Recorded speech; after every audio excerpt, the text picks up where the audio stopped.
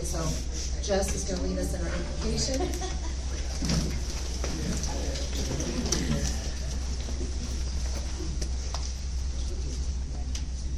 Father, we thank you for all the gifts you've given us. We ask for your guidance today so that we can all unite in doing our best to serve your wishes and the will of the citizens of Madison County. We ask that you open our eyes and open our ears to receive your guidance, and we thank you. Amen. I pledge allegiance to the flag of the United States of America and to the republic for which it stands, one nation, under God, indivisible, with liberty and justice for all. Thanks for stepping in here, Jess on the fly. All right, we're gonna go ahead and do our roll call. Michaela? Supervisor Hobbs? Here. Supervisor Stancil? Here. Supervisor Fitch? Here. All right, so we're gonna go ahead and review the agenda. Any disclosure of conflicts of interest? No. All right, and I believe we do have an amendment to the agenda, correct? We received update HSA, house savings account, county contributions. So we'll be replacing this resolution with the one that is on there for updated numbers. So do I have a motion to approve that? The amended agenda? Yeah, I'll make a motion to change SPV-042225G to the amount of $20,050, so that number needs to be corrected. And this is for the months of January, February, March, and April for the HSA contributions. And here is the corrected resolution that we have. Thank you. I'll second. All right, all in favor of amending the agenda with the updated resolution for HSA fund payments, please vote aye. Aye. Any opposed? All right, motion carries. All right, we'll go on to, excuse me, the consent agenda. I'm assuming everybody had a chance to review that. Is there any discussion on that, or can I have a motion to approve the consent agenda? So moved to approve. Do I have a second? Second. Any discussion? All right, all in favor, please vote aye. Aye. All opposed, motion carries. Okay, we are now in our public hearing. The first one is the Quilted Village Plat 1 subdivision. Ryan, go ahead and start us off, please. Okay, we've got a 5-lot subdivision, to be known as the. Oh, wait, I'm sorry. Thank you, Diane. We need a motion to go into public hearing. Okay. I apologize. All right, do I have a motion to go into public hearing? So moved. Do I have a second? Second. All in favor? Aye. Aye. Sorry about that, Ryan. You're good. Okay, go ahead. Okay. Daniel Doyle, property owner and applicant here. We've got current zoning district is agricultural, 20.32 acres. Looking to split that into 5 lots. Zoning commission recommendation was required on the preliminary and the final plat of the major subdivision, and their recommendation is to be forwarded to you. The preliminary plat was approved as presented, 3-2, and the final plat was also approved by the zoning commission by a 3-2 vote. The zoning commission has recommended the board of supervisors approve the final plat, and I believe I included in the staff report for their recommendation, kind of like a resolution. Current legal use, this parcel contains a dwelling that is currently under construction. That dwelling is the applicant's personal residence that is being constructed. Prior to that, being permitted, the tract was in row crop production for several years. This parcel and other adjoining parcels to the north were owned by Walter and William Oswald. In August of 2006, the Oswalds sold the tract to Madison Lee Properties LLC for $220,000. September of 2019, Madison Lee Properties sold the tract to Cynthia Beres revocable trust for $275,000. And in December of '23, Cynthia Varese sold to Angela and Daniel Doyle that same tract for $630,000. The 20-acre parcel does not contain any land that is in the 1% annual floodplain area defined by FEMA. Staff has determined the CSR2 of this tract is 83.95. Just to note, the newly adopted comprehensive plan does not define a numerical CSR2 value, discouraging development like the old plan did at this time. The plat is within 2 miles of the city of Cumming. I included that in my staff report, both the preliminary and final plat approvals by the city of Cumming, provided resolutions stating that plats conform to the provisions of the ordinances of the city of Cumming. Access for all 5 lots will be provided by a private road, which is shown on the plat and abuts Warren Avenue. The Madison County engineer has reviewed and supplied comments to those, which I included in the staff report. Assuring compliance Please mute your phones. Sorry, Ryan. with AASHTO and SUDAS standards. Madison County also did review the cost estimate for the private road and states that it is reasonable for that type of work. Staff recommendation is also in support, favorable for the final plat of the Quilted Village Plat 1. Reasons being, the county comprehensive plan depicts the future land use of this subdivision as rural residential. The general purpose of the land that falls within the future land use area is intended to provide for for residential development adjacent to and in close proximities to municipalities and highways where conditions are favorable. While this area is still rural, large acreage residential developments have taken place almost in every direction from where this plat is being proposed. In conversation with conservation staff, the only concern that they had with the location was the high CSR2 rating. But they do understand that the developing this area over a more rural tract with it being surrounded by like properties. Staff has considered the requirements of both the Madison County zoning ordinance and the subdivision regulations and found the final plat to meet all those requirements. All documentation has been submitted, reviewed, and found to be in compliance with the final plat submittal. Staff has also given consideration to the Madison County Comprehensive Plan and the future land use map held within that plan, and has determined that what is being proposed is compliant with that. So this will go from ag to rural residential.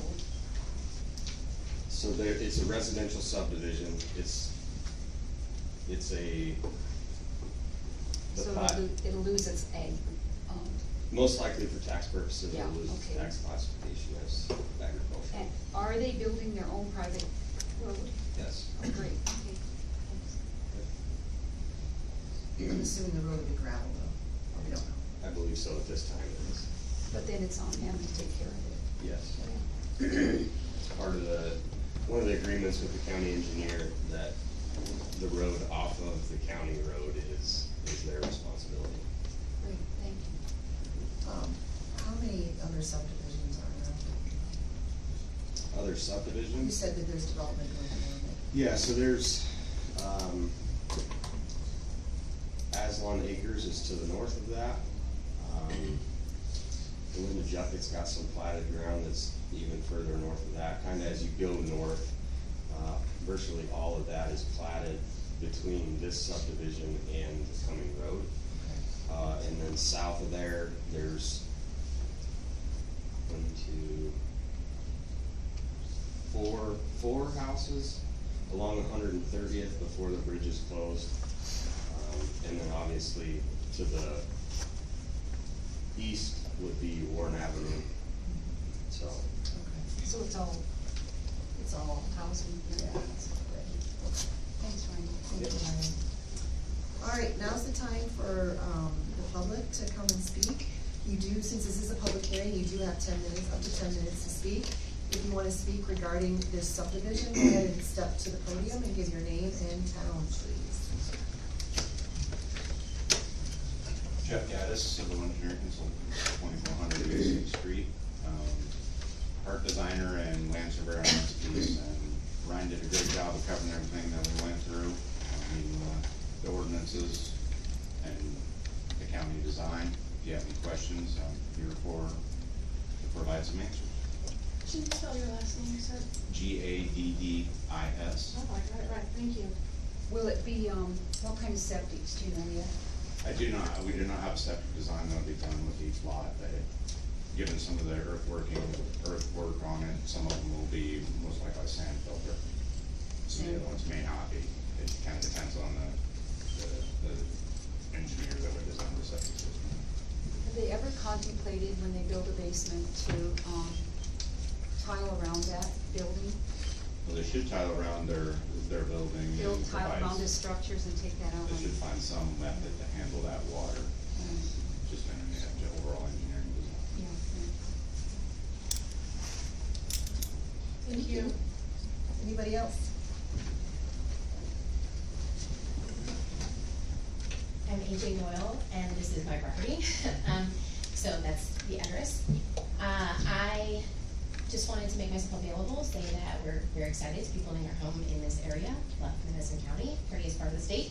And as Ryan mentioned and Jeff mentioned as well, we really have done our best to comply with all the ordinances and taking into account the comprehensive plan. I hope that's clear. I hope that it looks like we've done all our part as best we can to stay in line with what Madison County has in hopes for this area and the residential development that's happening all around it. So if there's any questions for me, I wanted to make myself available as well as Jeff, our engineer. Thank you. Thank you. Anybody else? Okay, well, we'll go ahead and, anyone on the phone that wishes to comment on this hearing for this subdivision? Have you opened it up?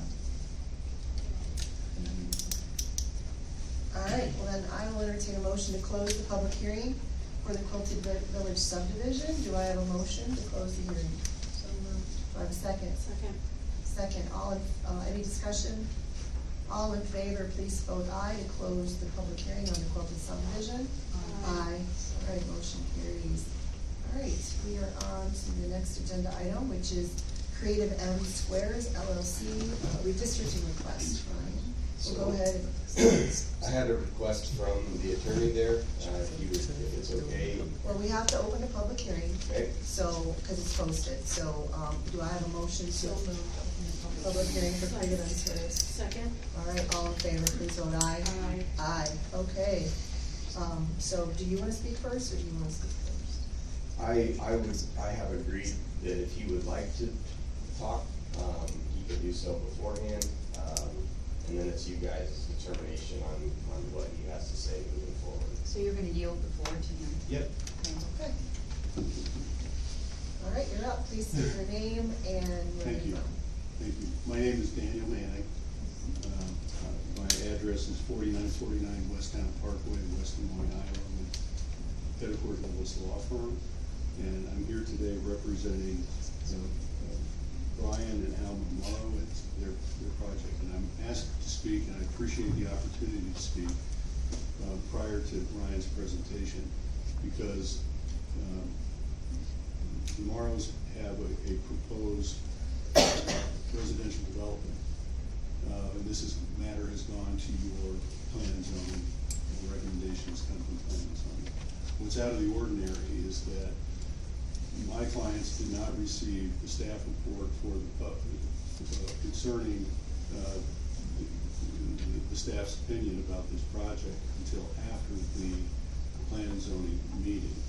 And I believe the purpose of this request today is to ask the supervisors to remand this back to the Plan and Zoning Commission, give us an opportunity to respond to those things that are pointed out, and an opportunity to clarify all of the issues that are out there. And obviously we understand that the Plan and Zoning Commission may make the same recommendation it made before, but it gives us an opportunity to to specifically address each and every one of the concerns of the staff. And we just ask that we see that as a fundamentally fair way to move forward with this item and this issue. Then we understand the process, that we go back, we would ask that you remand it back to P&Z, ask the P&Z to, have another hearing and allow us to make that presentation, then it would come back to you at that time. Now, I would answer any questions that you might have. We understand the process, and would ask that you make that determination, and that we would then come back another day to visit with you about this specific item. So you're requesting we table this? And that it then be remanded back to plan and zoning. That would give us an opportunity. The goal here is to work, just as was stated earlier, to meet your standards. And I see, in my involvement, my short involvement in this case, you just recently approved your comprehensive plan in 2024. So the goal is for us to, I don't generally see, that much, that recent plan and zoning or comprehensive plan as we stand here today. So I think we want to go back, try to work through that with your staff, and make anyone else who would be willing to meet with us, talk with us. We've already had conversations with Ryan, as an example. We have a concept plan that, we had it as the access point at one point. Ryan suggested another. We were happy to move it, and we're happy to meet with and have those discussions with anybody who's willing to visit with us about it. So that's what we would ask that you do today. So Ryan, this is a public hearing for folks to come and speak on this proposed project. Yeah. So, are you comfortable, given what you said, still giving a presentation on that, or, because I don't wanna, there might be folks here that wanna speak to I'm us. sure there are. Yes. I don't have a problem giving my staff report and having them the chance to, and then you guys can make your determination. Later on in the agenda. Yes. Go ahead and give your, yep. Okay.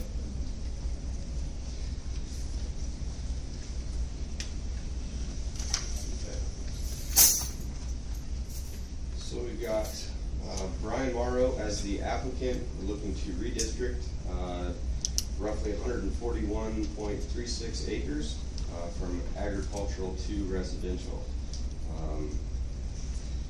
The zoning commission was required to hold at least one public hearing and forward its recommendation to the Board of Supervisors per section 18B3 of the Madison County zoning ordinance. The zoning commission has recommended that the Board of Supervisors deny the request of Brian Morrow, Creative M Squares, by a 4-to-1 vote. And Board of Supervisors action is required. The redistricting request is not approved until the Board of Supervisors have approved that. Current legal use: the tract of land contains a couple of old dilapidated agricultural buildings, which I'm not sure, but most likely will be removed in the process of developing this piece of ground. The land involved in the request has a fair number of tillable acres, with the rest being untillable due to topography, which is where the tree and the grass areas are on the preliminary plat or site plan. Relevant history: this tract was once owned by Margaret Tiernan and was sold to LRG Holdings in July of 2021 for $1,200,000. In February of this year, LRG Holdings LLC sold this tract to Creative M Squares LLC for $2,040,000. Approximately 12 acres in the southwest corner of the tract is within the 1% annual flood area defined by FEMA. That area is not projected to be developed. It would be kind of an outlot from what they have projected. Staff has determined this average CSR2 of this tract to be 48.73. The request is not within 2 miles of any incorporated city, therefore extraterritorial review was not required. County engineer hasn't reviewed the proposed location to entry. I did mention, as Dan stated, that we need to meet 350-foot site distance, and the engineering from Bishop did move that location as I had requested to meet that. And it basically abuts the neighbor to the east. We had to move it further there just so we could get that site distance. According to the web soil survey rating for this location, septic tank absorption fields throughout this entire tract is very limited. I did share those web soil surveys with you, and also have copies of them in my staff report too. And also according to the web soil survey, the rating for dwellings with basements are somewhat limited to very limited in that location. Now, that doesn't mean that obviously for septics, there's different types of septics that can be installed. However, we like to see soil absorption go in because they're not a discharging system. Staff from the Environmental Health Office does not have to track those systems if they're soil absorption systems. And then to talk about the dwelling part, maybe expansive soils in that area. So it's not to say that they can't do their overdigs, spend the extra money on their overdigs and addressing those issues. It's just something that I thought was important to include in my staff report, that they would be dealing with those issues. So they won't be able to put laterals in, probably, because of that. So the soil engineer, the way it works, we require a site analysis to be done by a licensed engineer to determine what will fit there. Based off of the soil types that the NRCS has shown, it's most likely not going to be suitable for lateral systems.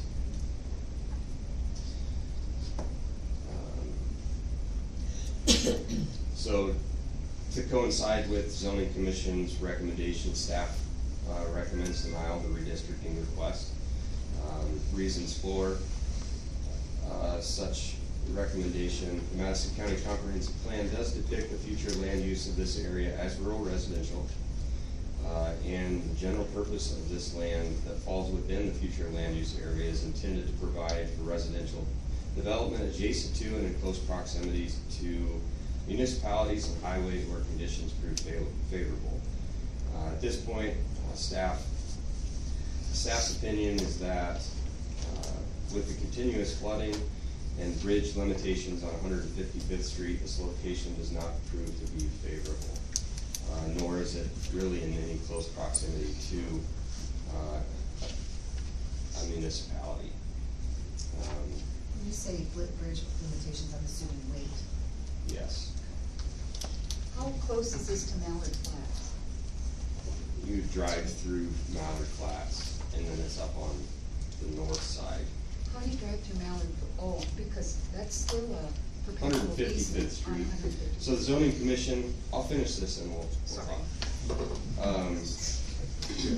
The main route of travel utilized during the flooding events would be the 2.5 miles of gravel on 155th Street and Valley View Avenue to get to Cummings if there was a flood or high water. The zoning ordinance states that whenever public necessity, convenience, general welfare, or good zoning practices are obvious, the county may change district boundaries for classification of property. It is staff's opinion that this area shows no public necessity, convenience, general welfare, or good zoning practice in redistricting this tract from agricultural to residential.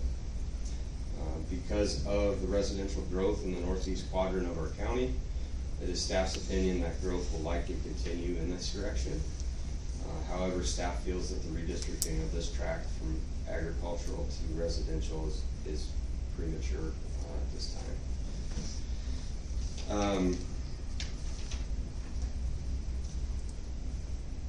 Zoning commission concern was obviously the weight limitation of the bridge that's on 155th. I can't remember, and Mike may remember what the age of that bridge is and its status. I think that there was a report that was presented or given to the applicants on that information. The other issue there is a lot of times that road, 155th, is closed, even when the water recesses, just because when you have the soil absorption, all that water, the road kind of falls completely apart. But that's my report. Do you have any questions for me? So, regarding the bridge, I don't know if it's weight limited. That's the first step to eventual closure. Do we have an idea of that, when that might happen, if it may happen? I would refer to engineer. Alright, thank you, Ryan. Thanks. Thank you, Ryan. Alright, now it's a public hearing regarding this subdivision, so if you are here to speak and want to speak to this subdivision, whether you're in favor or against, please come up and speak at the podium, state your name and your town, and you have up to 10 minutes to speak. Yeah. Good morning, everyone. Mike Hackett, Secondary Roads Engineer. I'll address a few things on the bridge. It's like most of the bridges in our county and the rest of the state, so it's very typical. This is a timber structure that was originally constructed in 1972 and remodeled around 1986. And I mean remodeled, they may have just upgraded the wooden pieces that were in decay. So patched it here and there. Yeah, that's kind of typical to keep things open. Currently, right now, it's on a 12-month cycle for inspection, and it'll be inspected again here in August. The current posting on it is 15 tons, 24 tons, and 25 tons. Again, this is very typical of most of the structures on our system. As you remember from the report that I gave a week ago on our bridges, the majority of them are in this type of condition. The road in that area, which Ryan was talking about, is subject to flooding at times. There is no easy solution to that problem. However, I believe I would recommend if you were to access those properties, there is access to the east and to the north that does not flood and does not have a structure on it, so you could get to a highway now. That's all I have to comment on the bridge. Give me an example of what would weigh 25 tons. Well, one of our rock trucks. Yeah. So a delivery system that we use, which is a tractor trailer type thing, so it's a semi, around 23 tons, 22 tons. It's pretty typical. And that's you know, that's just what it is. We deal with that every day, so a lot of times people will have to make divisible loads to make those type of choices. So you have to cut your load weights down so you can cross bridges. Again, this is pretty typical throughout the county. Can you change the status of a bridge later and say it's only 23 ton? Does that happen? So we currently hire a consultant to do our annual bridge inspections. They'll go out, and as we see section loss or decay in the structure, then it's reanalyzed and it is reposted if it's required for public safety. It's very typical over a lifespan like this, and I can't, there is no quantitative data to say that this bridge is going to be closed in 2 years, 10 years, or 20 years. It's going to depend on the decay of the structure and how much it's used. So with that being said, just like there's not enough funding to replace all the bridges we have, sooner or later, this will probably be posted to a single tonnage, maybe 15, maybe 10, 8, 5, 3 enclosed. But again, this isn't atypical in a lot of the structures that we're dealing with. Thanks. Yep, you Thank bet. you, Mike. All right, would anyone else like to comment on creative? Good morning, folks. My name is Jim Meyer. I live at 2910 Cumming Road. I'd just like to emphasize that, given the proximity of that bridge to the development, that bridge will see the majority of the traffic, non-flood related traffic, to that development, most likely.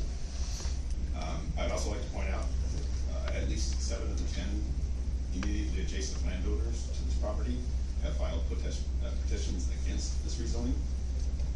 One of those is apparently an absentee landowner, but that was 7 out of 10 filed against it. Thank you, that's all I have to say. Thank you. Thank you.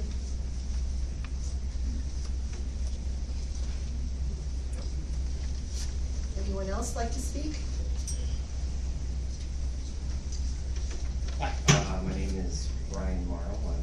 Address is 16014 Brookview Drive in Urbandale, where we currently reside along with my wife, Alma, who's also here. They're the property owners of this property that's in question.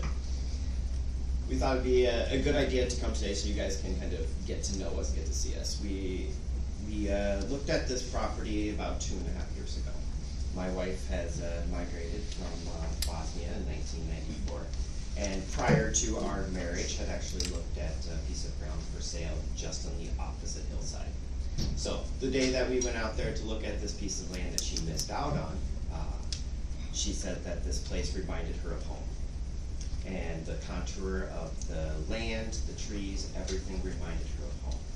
And so while that 10 acres was not available for sale at that time, I did happen to have a client that just coincidentally owned this piece of land that was just to the west of it. So I said, well, if this reminds you of home, then we have to have it. So we got to figure out a way to get this done. When I called LRG Holdings to propose a sale, he said that is my favorite farm. And I'm not really a good seller when I'm in this type of position. So unfortunately, he said, I'm gonna have to get out of bed for something. So he gave us a price and we executed the sale. So the point of me trying to explain is this is not, we're not huge developers that are going to come in and try to repurpose thousands of acres of farmland. That's not what we're doing. We love this land, we want to be a part of this community, and we are going to build our dream house right there. So that we will be a part of this development, and we feel that we should be able to share it with others, which is why we have proposed the housing that we've done.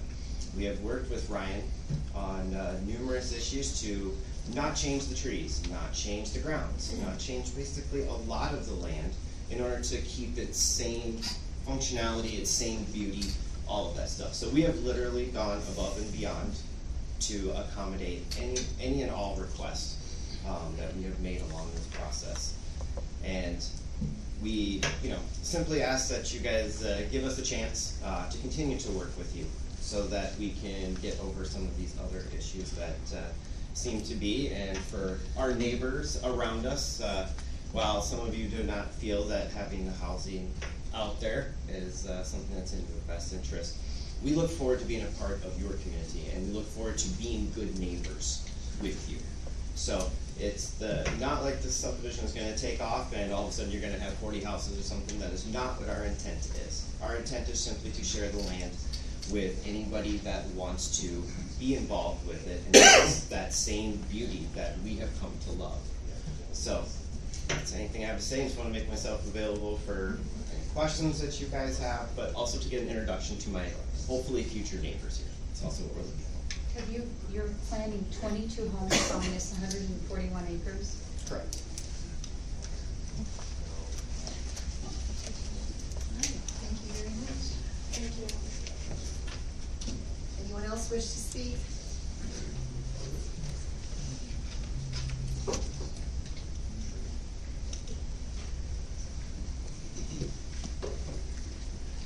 Hi, my name is Scott North, I live at 2951 155th Street. Sorry, could you state your name?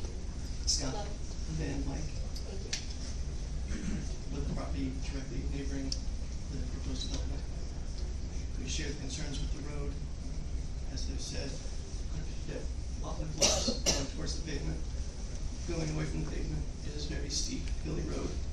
we often walk on that road to walk our dog, and it's a bit dangerous when you're meeting traffic. If you had 22 more homes with that many more vehicles, that'll make that a lot more exciting, as we walk our dog. We also live in a development that has 10 homes on 80 acres, and it's kind of one of the first developments out there. And we'd appreciate if that feel of countryside might remain. We feel that 22 houses is too dense for this area.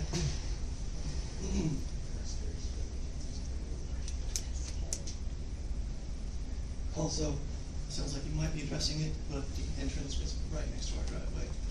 So all the lights from the traffic would shine on our house as they came in. So I'm hoping that can be addressed. Sounds like you're working on that. Thank you.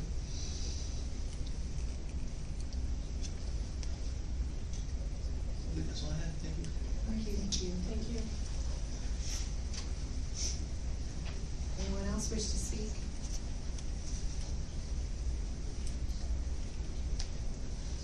Okay, well then I will entertain a motion to close the public hearing for creative subdivision. Do I have a motion to close the hearing? So moved. Do I have a second? Oh, Yeah, oh, what, I guess my question is that, we'd like to make a presentation in the event that this is not going to be tabled. So, I guess that we're kind of betwixt and between your position, but I would like to get some facts into the record if we could, unless this matter is gonna be tabled. If it's gonna be tabled, then we can,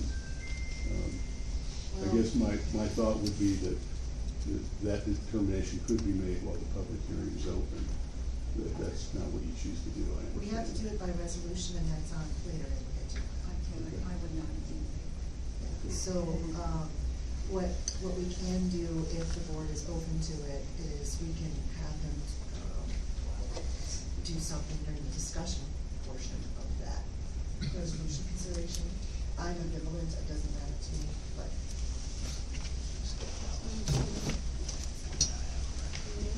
He can come before to discuss it. Just during our discussion, you guys okay with that? I'm okay. Okay, so what we'll do is we will allow you to, do your presentation when we are considering the resolution during our discussion All right. portion. Thank you. Okay. Okay, so it's been moved and seconded to close the public hearing. Any discussion on that? Further discussion? All in favor, please vote aye. Aye.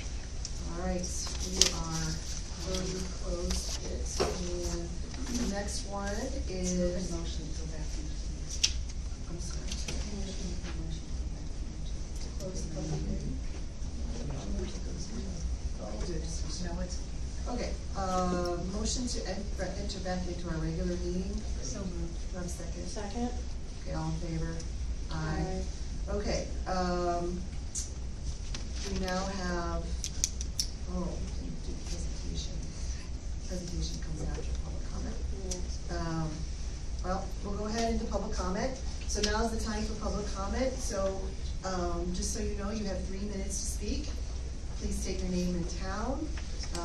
It could be anything on the agenda or anything else you want on the agenda. If it's not on the agenda, please note that the, direct all your comments to the board. And, if it's not an action item, we can't respond. So, Michele, you are first Michele one up. Brandt, I am, I'll get you the easy one first. Okay. So I'm gonna comment on a few ministerial items, and, having been a part of this meeting, I think some of this has been handled. The way the March 25th minutes were amended during the April 8th consent agenda was not informative in that, there was just acknowledgement that you were gonna change the minutes, but you didn't say what you were gonna change. And then that would lead the public to have to go out and actually look at the posted agenda to see what the difference between the agenda packet was and the other. So it looks like the April 8th minutes were actually noted and amended correctly. So the March meeting, you want, I think you should go state back and changes. enumerate what was changed on those minutes. Okay.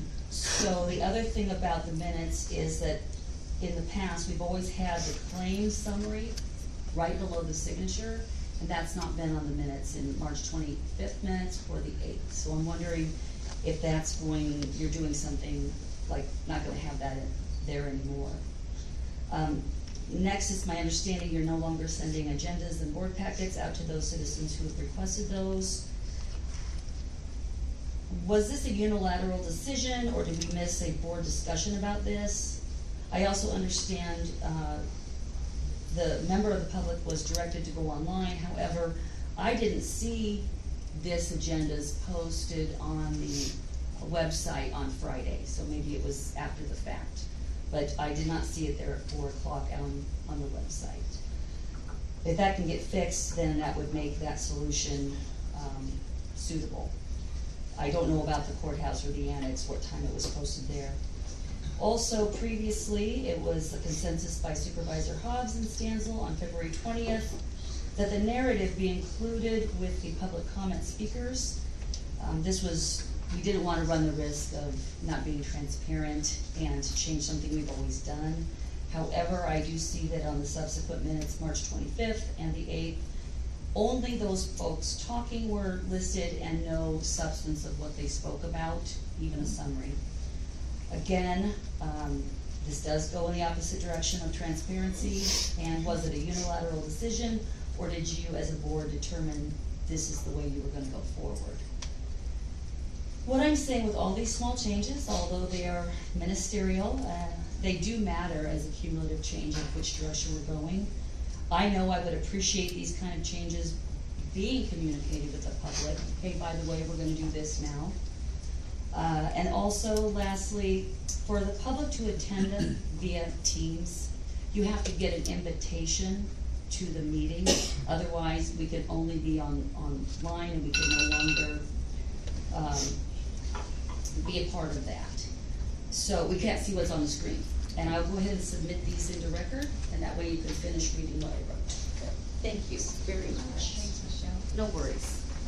You're doing a great job, just a few things I was noticing. Thank you. You're welcome. All right. Anyone else who'd like to speak next?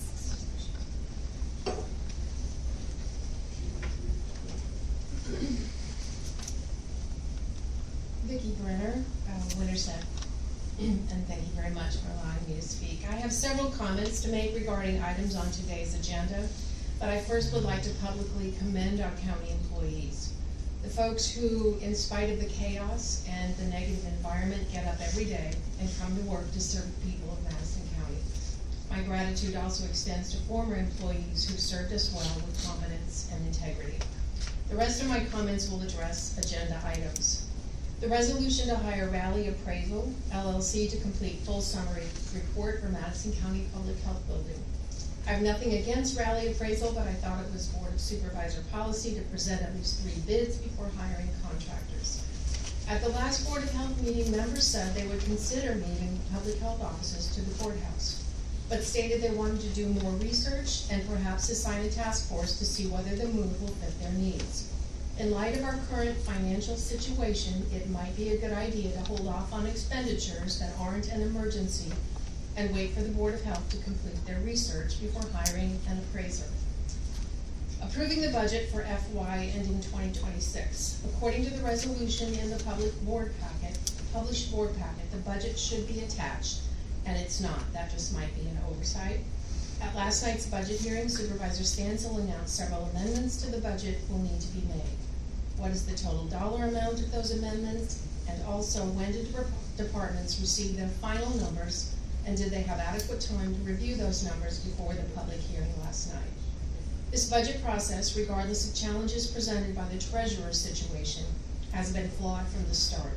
But that is what happens when we don't have qualified people leading the process. Lastly, approving the elimination of on-site IT director and transfer to a managed service provider.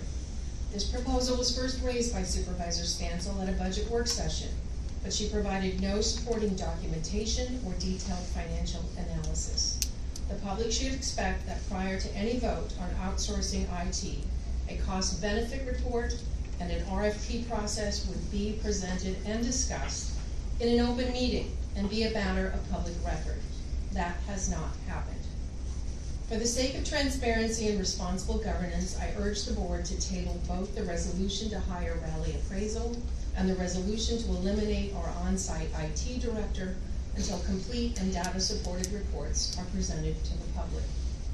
In closing, I would urge all to put aside their personal and political agendas to focus on leading this county out of the mess we find ourselves in.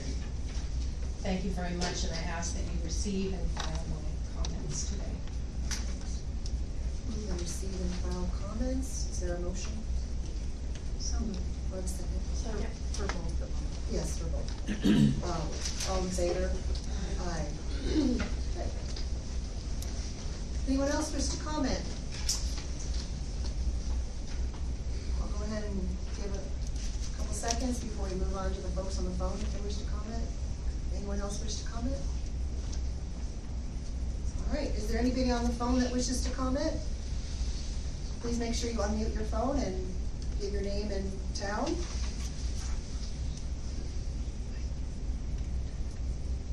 Anyone? Okay. Anyone? Last chance. Okay, well then, we'll go ahead and move on from public comment to presentations. Ryan Marquardt. Yeah, I saw Ryan. You're up, Ryan. I was in the lounge, seated in there, public comments. Alright. So did you wanna give your presentation, since we changed the meetings, it's better for you to do it? It's actually easier to do it during the day. So you can move in your normal to the. Yeah, Okay. just doing it on this day, yeah. Okay. I was a little surprised by the meeting. I was, oh, I got kids stuff almost every night anymore. All right, so bring you up to date for the last month. So starting with our revolving loan fund, we just approved a $20,000 loan in the city of Winterset for business downtown, and that'll close the dates May 2nd. We got another request we're looking at for a building acquisition in town. We'll be processing that hopefully here first week of May. We've had conversations with three other loans that are in the pool of potential that we're looking at. Two of them are in Earlham. One of them will come up later because it's a business transition. On the ground that we own on the east side of town, we are getting an appraisal done on that. We've had conversations with the local business. That might be a good fit for that parcel. We'd like to see that get occupied and off of our books. On our books since I think the 80s. So, we haven't heard anything back from a small feed additive company. We did a request for proposal on that ground before, so we're assuming that usually they don't phone you back. So yeah, it's like modern dating. It's like you get ghosted, you know you're not in the pool. For the city of Winterset, we did meet up with two startup businesses on Friday in the office. We brought SPVC up there from Creston. We sat down and worked through their business plans. One of them could be a pretty substantial project. The other one is they're just trying to find their feet. So we see all kinds. So we had a nice business retention and expansion visit with a local business here. We are working with Holly on her Thriving Communities application to the city of Winterset. We are also starting to have conversations with a real business that wants to relocate and open up their old site, because we're trying to figure out what to do with their old site and get that redeveloped. And then we are continuing to work with optometrists, recruitment, and we have had good conversations with BTWI. They're a wireless internet provider at Perry, see if we can bring them downtown, because potentially working with Chip and the courthouse, and what we can do to maybe provide services to downtown businesses in Winterset, because their costs for services are pretty high, and we can get them downtown, we can make that a little more easy to occupy those buildings. So, looking at Earlham, we did get a ripple effect grant with the Iowa Area Development Group and Nora Fiber, and City of Earlham put $500 in, so we're doing a $6,500 build out, and that's all been approved now. So we're doing a build out study for Earlham, so we'll know what the fiber, what that looks like. We have two residential sites here we're trying to continue to cultivate and have conversations on. We got business in Dallas County that we're trying to see if they want to roll into Earlham, because we're having trouble with rural zoning in that county. We got to do some updated marketing material for the industrial site that we're working with there. And in Truro, we are working with Cody Reed on the library City Hall project and Historic Preservation Commission. They'd like to build that potentially on the site of the historic lumberyard that they have in town. So we're trying to see what the old building is savable, what is not savable, and then trying to figure out a budget. So we're also having conversations with CCOG about how we can put together a funding package to make that project work. We're looking at about $1 million project there. And then in the rural Madison County, we got a rural business that's doing a $400,000 to $450,000 expansion. So we're trying to help them figure out how to put the financing together because they're younger individuals that don't have as much equity to play with. And we got another business in rural Madison County that's got some equipment needs and how we can maybe talk to CCOG about getting financing on that. On the community foundation side, the cemetery fund is open. Grant cycle has closed. The 26 applications, 16 more left for funding. It's $140,000 that will go out, that's going out the door. The checks arrived on Friday, and letters are all in the post, and press should drop this week. So hopefully we'll get that out the door here next week. Other than that, I will be out of town next week. I'll be in the Oklahoma University Economic Development Institute in Kansas City from the 27th to the 1st. 2.5 days of finance and another day and a half of real estate development. So, any questions? Thanks, Ryan. Appreciate it. Thank you, care. Ryan. Okay. We now have resolutions to consider. All right, so the first one is resolution approving VPN access for L. Mathis through July 31st of 2025. Do I have a motion to approve that? So moved. Do I have a second? Second. All in favor, please vote aye. Aye. All opposed? Okay, motion carries. Next one is approving Rally Appraisal for full summary report for Madison County Public Health Building. I know this was something you were working on. Did you want to speak to that? I can speak to that, because I maybe jumped the gun if you want to wait. I did a lot of research, I called, and that was the best company. It was so familiar with here, we used them a great deal, so I reached out to all the banks, done all the homework, but I would be more than willing to wait until public health moves, but it's up to you. I think you want to sell the building, that's what I've heard, but this is what it would cost to appraise it. So right now, it's not in fiscal year 25, and it's not in your fiscal year 26. So if we wanted to do it this year, we would have to make it part of the budget amendment for fiscal year 25, which if they do it, that's usually done in May. Or we can postpone it and make it part of the first budget amendment for fiscal year 26. I would be okay with postponing it. Okay. So it doesn't mean we can't go get bids, multiple bids. I mean, we can do that now and then just. I don't. Did you already validate pricing and check others and kind of compare them? I did call the banks, and their suggestion was to stay local. The ones in Des Moines were really costly, but, I'm fine, and I can get more bids if you wish, but I'm fine with postponing it until the next budget. I'm So okay with that. I think that would probably give public health enough time to determine That's good with me. the move. I know they were supposed to meet, it was a week ago or a week before that, and they had to postpone it. I don't know what their next meeting is, but I think probably maybe just get a few bids, just to kind of do the We need preliminary. more bids. And then we can reconsider this resolution on who to choose in July. That's okay with you guys? I think it's fine, and I'm okay with tabling it. Okay, so we're gonna go ahead and table that resolution, Michele, until future notice. Okay, so the next one is approving budget for fiscal year ending 2026.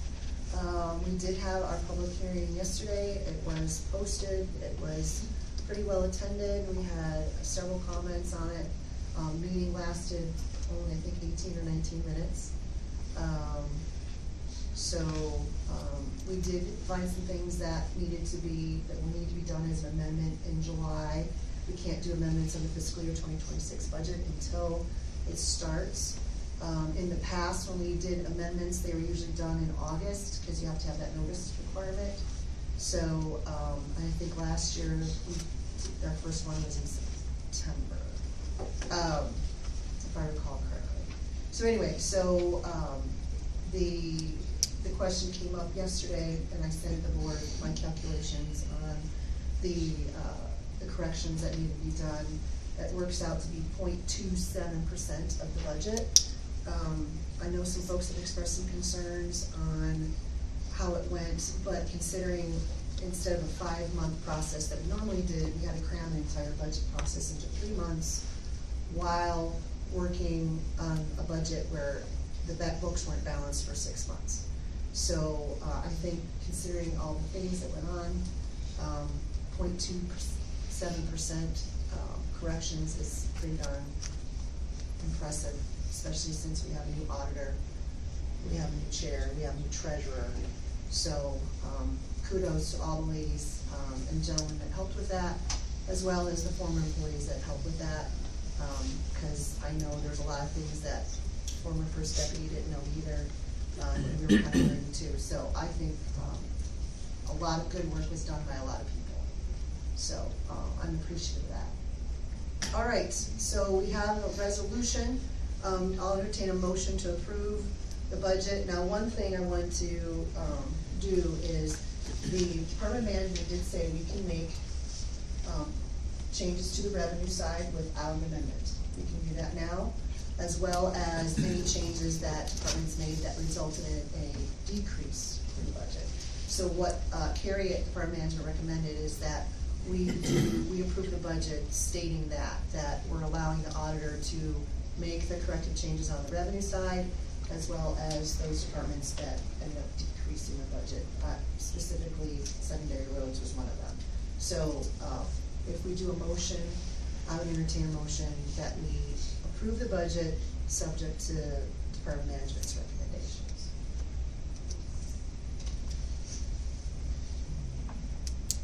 That's fine with me. Do we need to go run through the specifics though? So, the specifics on The changes. the changes, okay, well, the changes will have to be done as an amendment. I can pull those up for Or we you. can just say subject to. Well, no, okay, so the subject to is the ones we can actually change now. Mhm. The ones where we have to actually do corrections to, the $13 salary change, the $99 salary change, the ones where they had it off on the longevity was missed. Be a Those resolution. have to be amendments after, that has to happen in July. Yeah. So this motion would be to approve this budget as is, subject to the allowable changes by the Department of Management. So, which is, we can only change the revenue side, and we can only change those department numbers that end up in a decrease. Because the budget has already been posted, and we can't make changes to expenditures that increase it after it's been posted. Yeah, I'm okay with that. So, is that your motion? Yeah, I'll make a motion Okay. to approve, subject to the allowable changes from Department of Management. Okay, is there a second? I will second that. Any discussion? All right, all in favor, please vote aye. You know what, can you do a roll call? So for clarity. Supervisor Hobbs? Aye. Supervisor Stancil? Aye. Supervisor Fitch? Nay. All right, moving on to the next agenda item, resolution approving the decommissioning of the broken desk in the County Assessor Office. Do I have a motion to approve? So moved. Do I have a second? Second. All in favor, please vote aye. Aye. Any opposed? All right. And Diane, I know we talked about this at our assessor meeting, would you double check to make sure it's okay that when we sell, if we decommission the desk and someone purchases it, that the money can be sent to the Historical Association and doesn't have to go into the general fund? It goes to Friends of the Courthouse. Right, It's is that, could you deposited. double check with Department of Management, make sure that's okay? Just to make sure, I'm not opposed to it. Are you making her, It's just a matter of, if it's a public thing, I wanna make sure it's okay for us to direct it to the Historical Society. I just wanna make sure. Maybe to clarify for the public, the outgoing assessor is, there's a desk that's not functional, it's not great, but she wants it at sentimental value. So we're allowing her to make a donation, we're decommissioning it, allowing her to make a donation, and they're just clarifying what's appropriate and what's all acceptable by law to do that. not gonna be a lot of money, I think it was like $20, $30. Well, it went from 30 to haul it off to the landfill, or from, or $5. Somebody offered to take it off our hands if we paid them $15. Yeah. Wrong way. So, It we is- just wanna make sure It if is we. broken. Usually in the past, if we had a piece of furniture and nobody wanted it, and they usually don't, sometimes we hauled it off to the curb, or somebody would come and say, a lot of it was broken, and somebody would say, we'll give you $10, and we gave it to the Friends of the Courthouse, which helps pay for our windows, and that's what, and they have their own account, and so we put it in Friends of the Courthouse. It's worked very well in the past. I We will just wanna double check going forward. I'll ask them, that's fine. Yeah. Okay,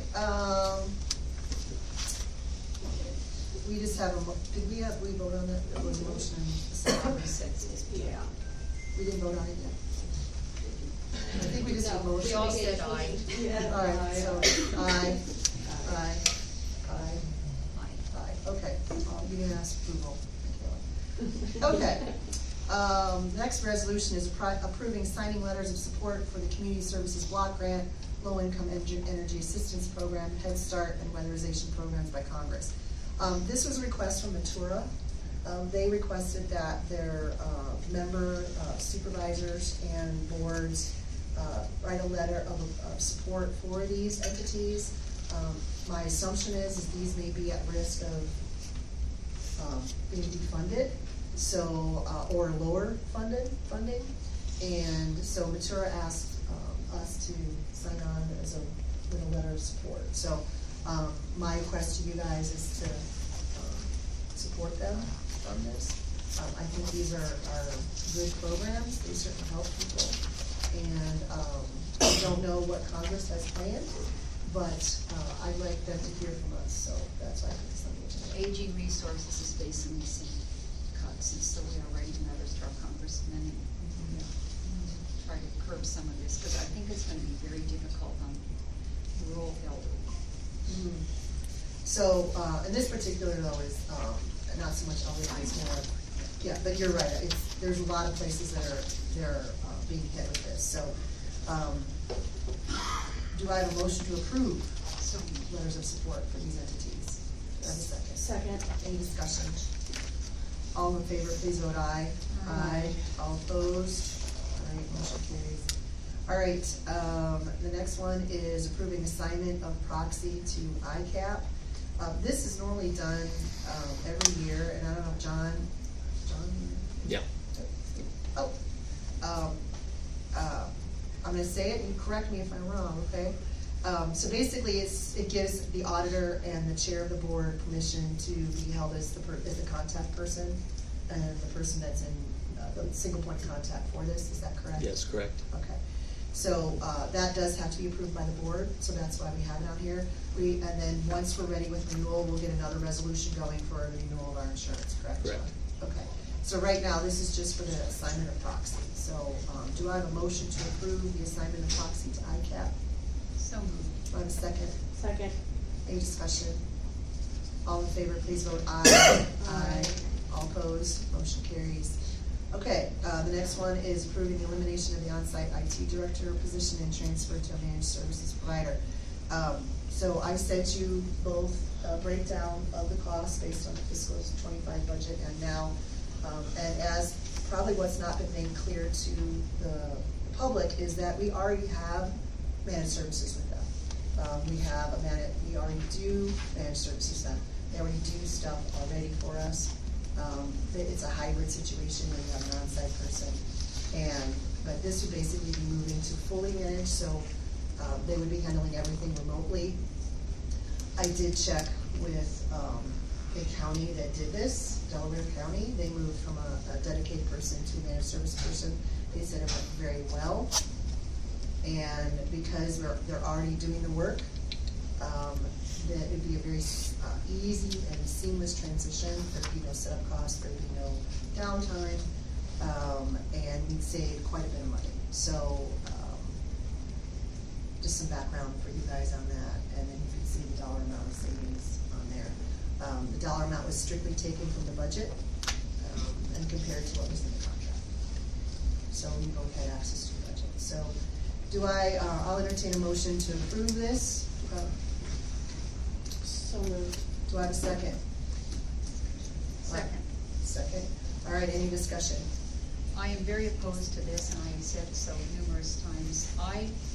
It was me, when I first started, it was, two previous supervisors that hired on-site IT, because when I first started, there wasn't an on-site IT.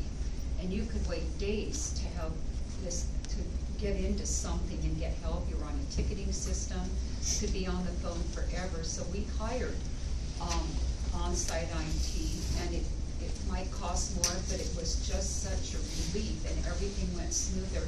They also, our on-site man, they take care of all the sheriff's cell phones. She does. And so I don't think this is a good idea. I have a real heartache sending taxpayers' jobs out of our county. I just think it's nice to have people who live here, work here, so I'm opposed, so my vote is nay. Okay. Open it up, voting yet. Sorry. We'll take it. I had a feeling how you're gonna vote then. Yeah. So, okay. As someone who has worked in IT, for 20 years prior to this, I understand the feeling you have, and I understand some of the concerns. However,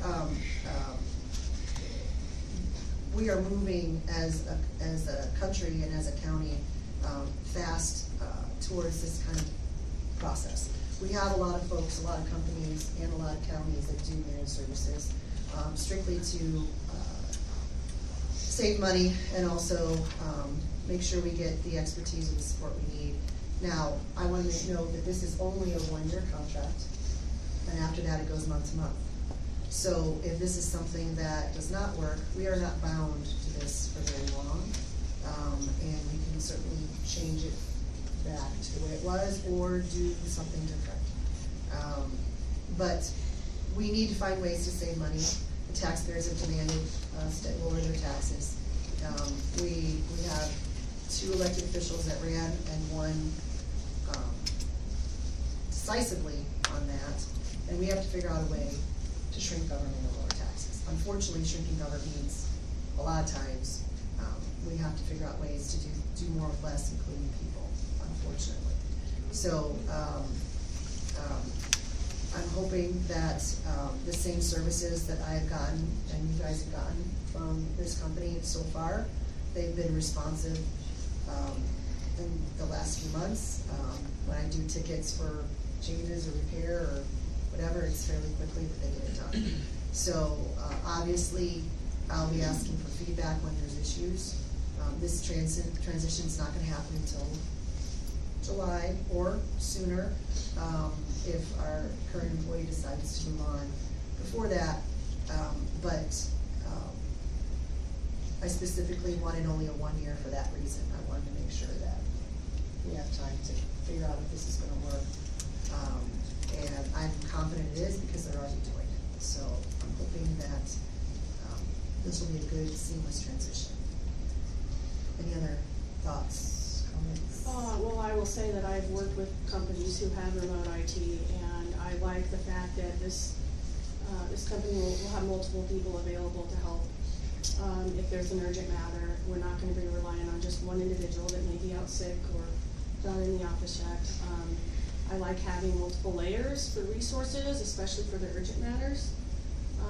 So I'd like to give it a go. Okay. I do have concerns that, when we were having our treasure debacle, it was all Solutions' fault. Constantly it was Now Solutions' you fault. understand solutions, the software side and the IT side are 2 different entities. This is just the IT side. But thank you for clarifying that, because I don't think that's understood. They're 2 different sides, the government software side and the IT support side. This is just a contract for the IT support side. We are not touching the contract with the government software side. I don't want to touch that. I don't think any of us want to touch that. And I think that's up for renewal soon too. So we'll probably be discussing that soon. So, okay. Any other discussion? All right, Michele, would you do a roll call vote, please? Supervisor Hobbs? Yay. Supervisor Stancil? Yay. Supervisor Fitch? Nay. All right, Going on to the next resolution, approving funds transfer for April 2025 HSA in the amount of, and we had it amended, it's gonna be $20,050, and this is for the months of January, February, March, and April. And this is part of the health insurance. For those that don't know what HSAs are, it's part of the health insurance benefits that we provide our employees, those that choose between a regular program and an HSA program. This is for the funds that the county has agreed to contribute to that HSA account. So, do I have a motion to approve the corrected resolution? So moved. Do I have a second? Second. All in favor, please, any discussion? No. All in favor, please vote aye. Aye. Aye. All opposed, motion carries. Okay. The next two are our resolutions regarding the changes for zoning changes. The first one is the final plat of the Quilted Village Plat 1. Do I have a motion to approve? So moved. Do I have a second? Second. Any discussion?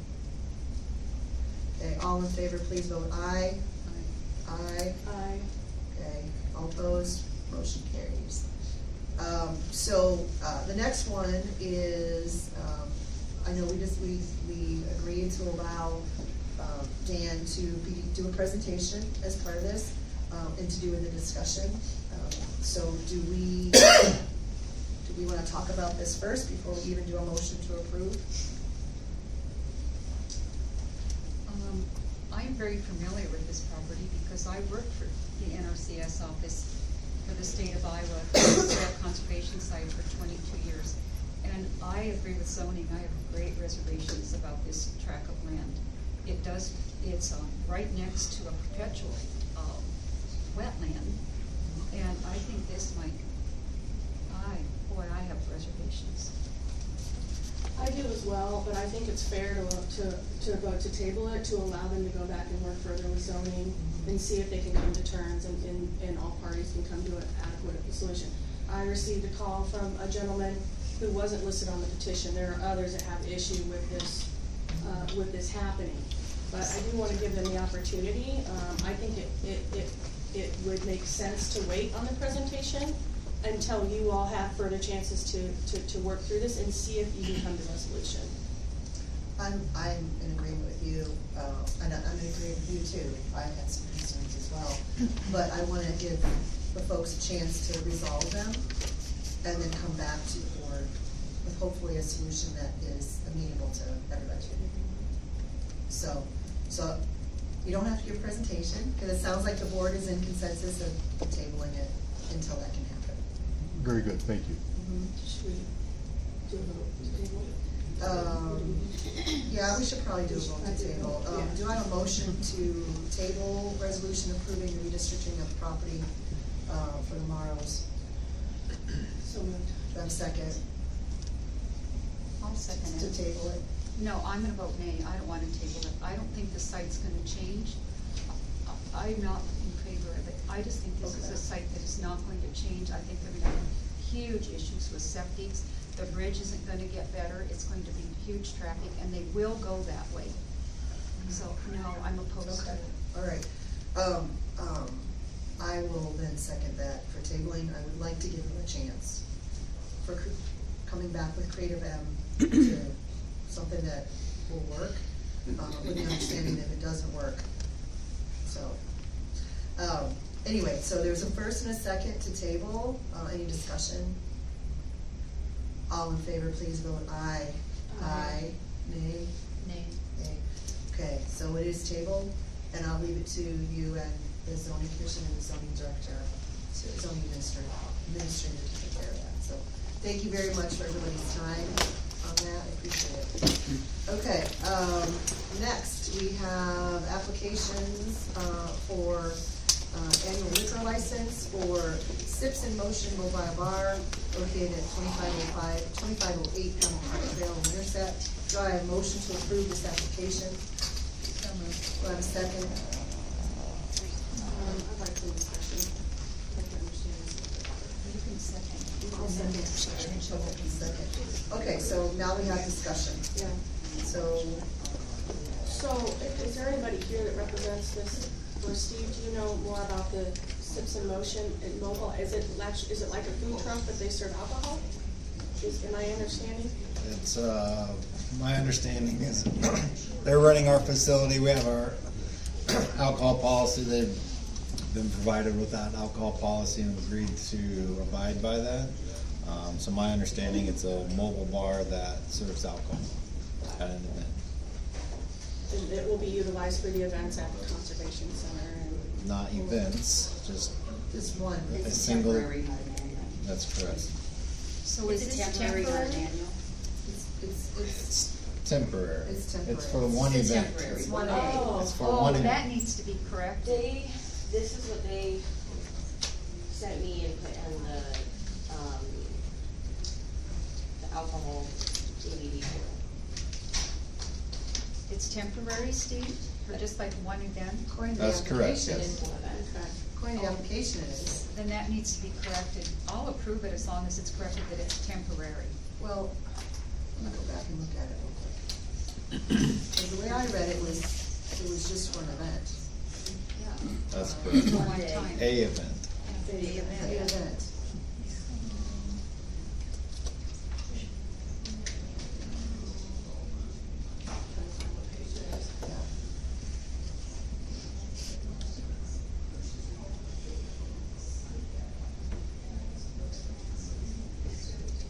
All we have. Do you have it, you don't have it listed as temporary, they have to list it new.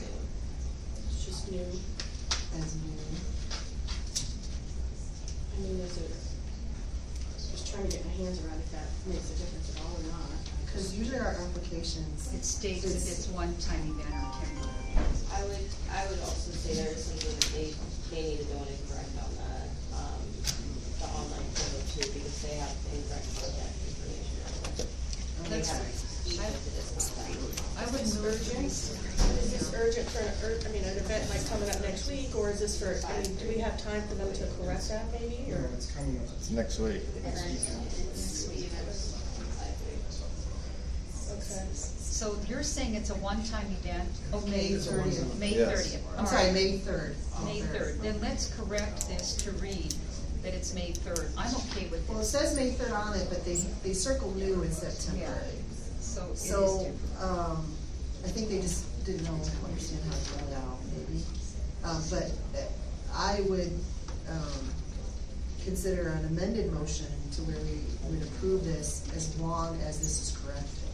I will rescind my motion and, request that Michaela make sure it's temporary, it's for May 3rd. I think I'll probably have to call out and All right, that would be fine, Okay. So, you're amending your motion to say that? yes. Okay. And I'll second that. Okay, all right. Any further discussion on it? No. All right, all in favor, please vote aye. Aye. Any opposed? Okay. So, would you advise the board once that's corrected? Okay. And Steve as well, too.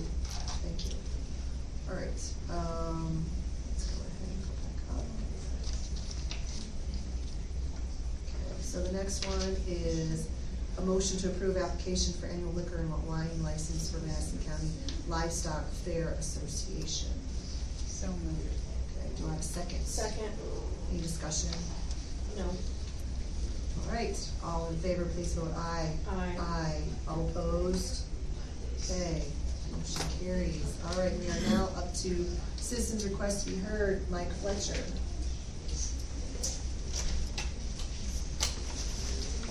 Thank you. Mike Fletcher, Winterset, Iowa. Oh, Mike, I'm sorry, I just wanna, it's the citizen request to be heard now in 5 minutes, not 10. Yes. Okay, all right, just make sure. No, thank you. Has the board received any kind of a report from the auditor on Berkman's work that was performed for the county? Not that I know of. Okay. I'm assuming at this point in time that there never was or ever is going to be a report. to show what was done for that $7,300, which is disappointing.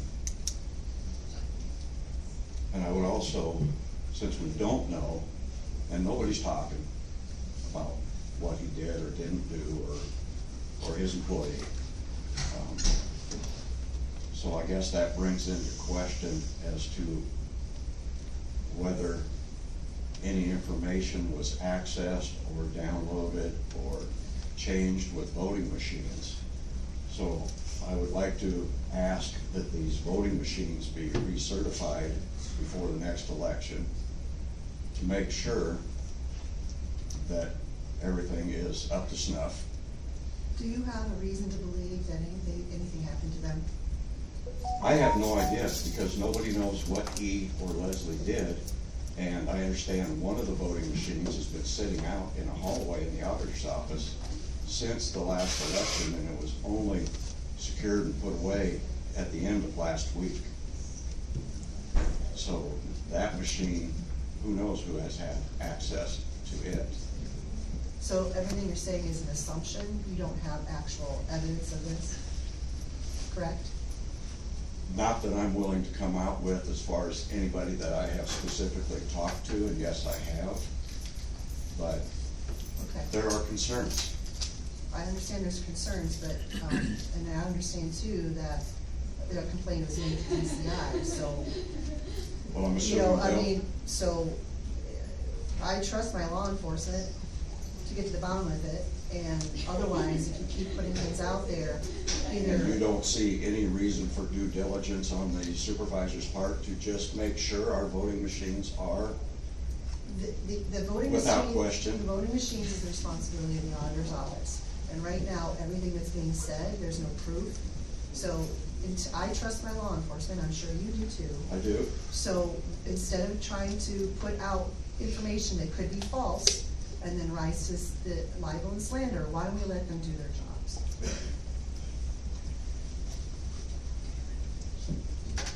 I just wish that you guys would do yours and have more transparency than what has happened.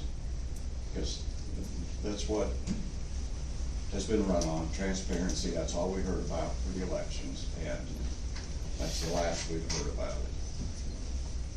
it. And then if you want facts, we've got a hiring pattern in the auditor's office that the employees continually start before there's any resolution passed to hire those individuals. And we've done that before, Mike, we've done it 35 times since 2018. She's signed off on those two, I signed off on it, Phil Clifton has done it, it's been done 35 times. And how many times have those employees not been hired? 0. Is this a public comment It or a is, debate? if citizens request to be heard, they can talk back and forth. And that's why I did it That's this why way, you so did we that. could have some You're okay with dialogue. it? So I'm trying to. Yeah, be I'm totally fine with it. So we've done it in the past, there's precedent set for it, Mike. All of it, well, except you, because you haven't here, but every single supervisor previous to us, including myself and Diane, have voted for those. So it's been done before, and the reason why it's allowed is because it's in the budget and the position is approved. So it's been done before, almost every department has, mostly secondary roads, they've had a few sheriffs and other offices, but we've done it before.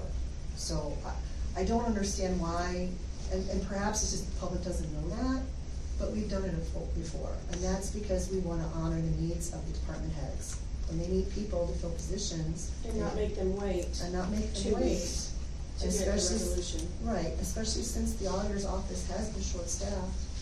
I wanna make sure that we do the best we can to ensure she's successful, because the voters chose her. Regardless of the department, you don't see any problems or issues with that employee starting, being given access to the systems, and then for whatever reason, that employee not being passed by resolution She wasn't and passed. not being certified as an employee, and No, because nothing we did, that process is the process.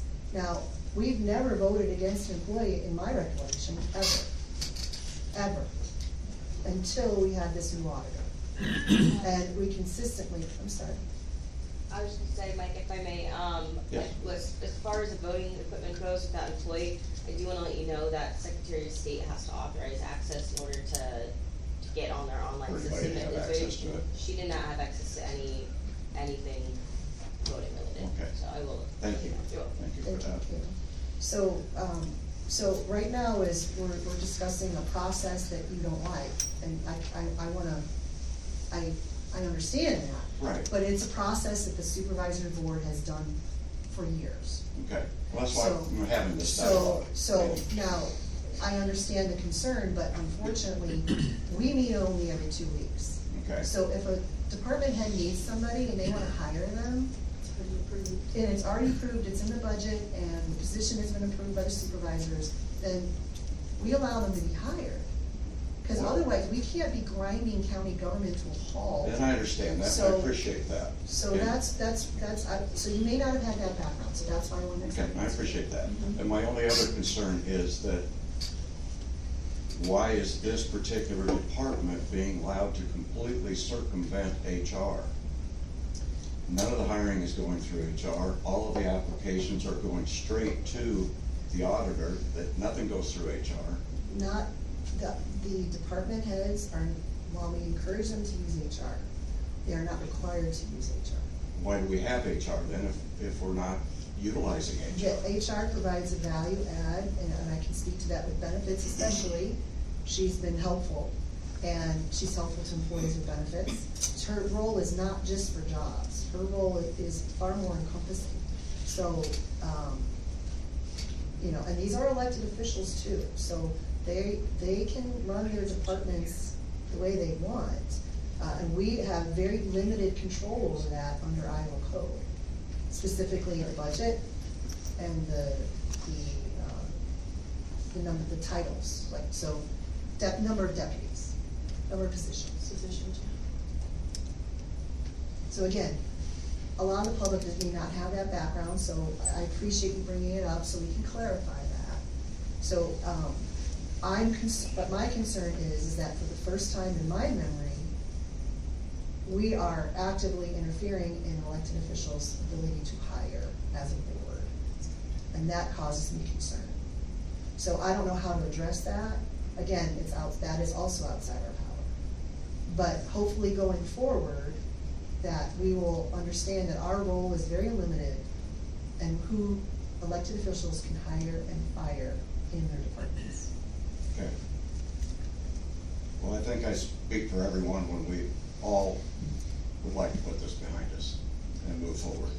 And you go are in back- control of that, Go back to Mike. having an empty room, Yes. you know. The folks are in control of it, and my hope is that we want the best for our county, and that means that we try to make sure that our department heads are successful, especially the elected official ones, because they're the ones the voters chose, and they're the ones that we answer to.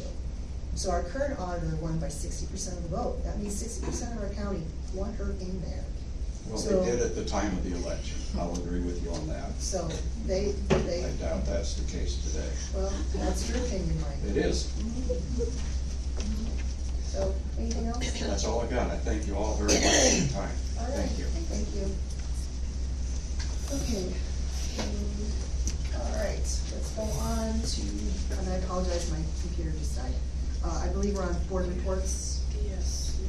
Okay. Go ahead, Jim. Go ahead, Amy. Why don't you go first? Budget hearings, aging resources. I think aging resources is a great concern, and we are reaching out to our legislators of all the pretty rapid cuts in some places that I think might be not good. We had assessors conference, and I attended HERDA. Jess? As you mentioned, the assessor conference board meeting, and the board voted unanimously to appoint Sean Nigg, but there's another layer of approval to go to get him fully in his role. I know he's fully up there working his tail off now, being short-staffed, but had a great meeting there. We also, I had several meetings with constituents and concerned citizens. Also attended, I wasn't able to attend, Stepping Stones had an event, daycare center, that I wasn't able to attend on that day, so I went in a different day and was able to meet them and cuddle a baby, that was wonderful. We've had our budget hearings, as you mentioned, and gotten through that.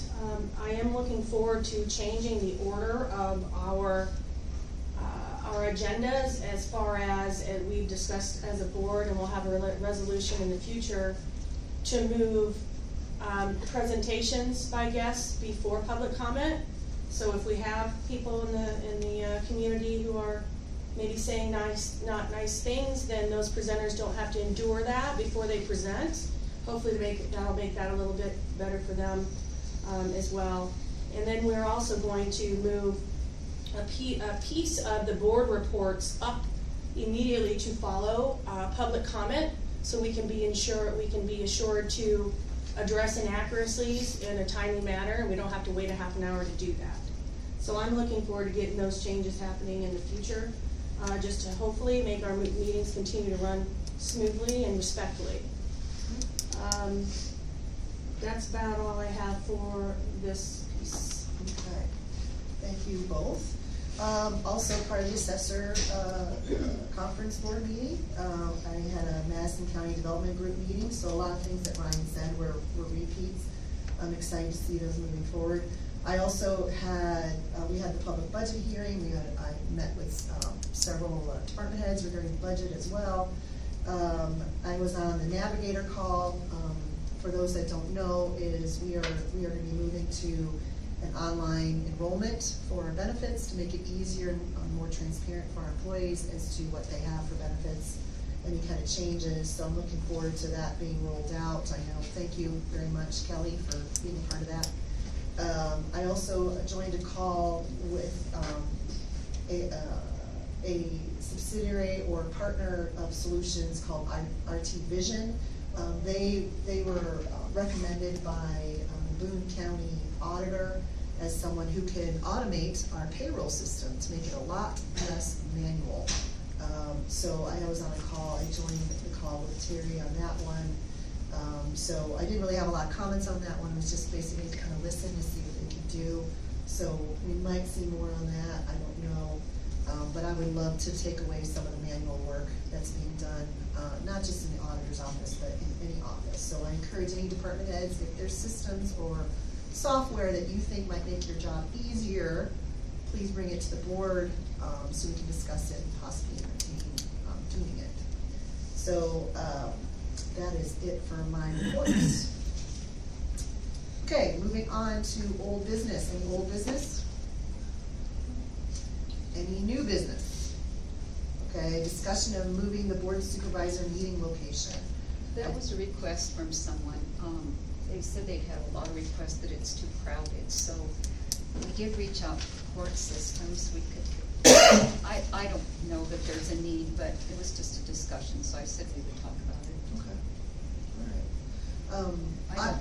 I did talk to Kelly Jumpin, the clerk of court, and she said that Tuesdays is when they do their jury selection, so that wouldn't be possible for our Tuesday morning meetings. The Tuesday evening meeting, it's possible. However, there are some things that we can and cannot do in the courtroom. First of all, we cannot move the tables. We can't move anything. The tables are hardwired with their equipment. We cannot use the state equipment. So there won't be a conference bridge like this up there, so we wouldn't be able to do conference bridges. It doesn't have a screen like this we can use. But again, even if they did have that, we would not be allowed to use it. The table arrangement right now for the attorneys, we can't move it, so what we have to do, if we were to use it, we have to move the chairs from one side to the other side. But again, there's no ability to get something like that there. So the court system is not opposed to the evening one, but they did do those stipulations, so I don't know if that's a good, I mean, it might be good for a public hearing once in a while, but I just want to throw it out there. The other issue that came up when I met with them was also people can't carry on the second and third floor in the courthouse as well. Didn't even think about So that. we would have to make sure we had special notes. Now, there are notes up at the courthouse, but the judge asked if we would post notices actually at the entrance to the courtroom as well, to make sure that that was very clear. But I'm not a fan of, number one, I don't wanna sit with my back to the citizens, I wanna be able to look at the citizens when we're meeting. And that courtroom is not very conducive to that, unless we sat up in these staggered desks, which is just, then we wouldn't be able to see each other, when we're speaking. So I have some reservations, and also the fact of if we only move the evening meeting, then you've got all those logistics and public having to try to remember, well, where is it this time? And, I think we need to consider it maybe in the future, but that's not something I think we need to rush to do. I don't right either. away. I think we have the discussion and we'll leave it as is for now. Okay, all right. Yes, because I haven't heard from a single citizen yet. Neither have I. And, you know, I usually return phone calls within an hour or two, typically. So I haven't heard directly myself of complaints of that. I have, so I said we'll discuss it. And Okay. I'm with you, I'm not so in favor right now. Okay. Okay. Yeah. All right. Okay, next one is just our 2025 priorities to stay, so we can stay on top of those. Ryan, any updates on the ordinance? Meeting with them, kick off meetings Thursday. Awesome. Looking forward to more info on that. And then the next one is the ARPA updates. Third floor mini splits is done, claim is paid. Still no definite landing on the generator, probably be end of May or June, but we have a definite date on the monumental part stone, it should be here the second week of June. Well, thanks for moving that off the south porch. The unit, Yes, thank you. It looks so good, that's gone. Yeah. So have they, what did they do in the pole? just built, They just filled it? same thing was done to the Always. exterior project, Okay, just now everything's gone. okay. And what do you think of the job they did filling it? Look okay? It's better than what was done before, and now we don't have the lines in that running through there, so. Yeah, that's awesome. I really wish we were able to do that before we drilled that huge hole there. I proposed the same thing before. Anyway, okay, well, thank you very much, appreciate that. I'm sure the third floor will appreciate that too, once those things get working well, so. Okay, well, we do have, another meeting we're running a little late for immediately after this. So I will entertain a motion to adjourn. So moved. Do I have a second? Second? Okay, all in favor, please vote aye. Aye. Aye, all right, we are adjourned.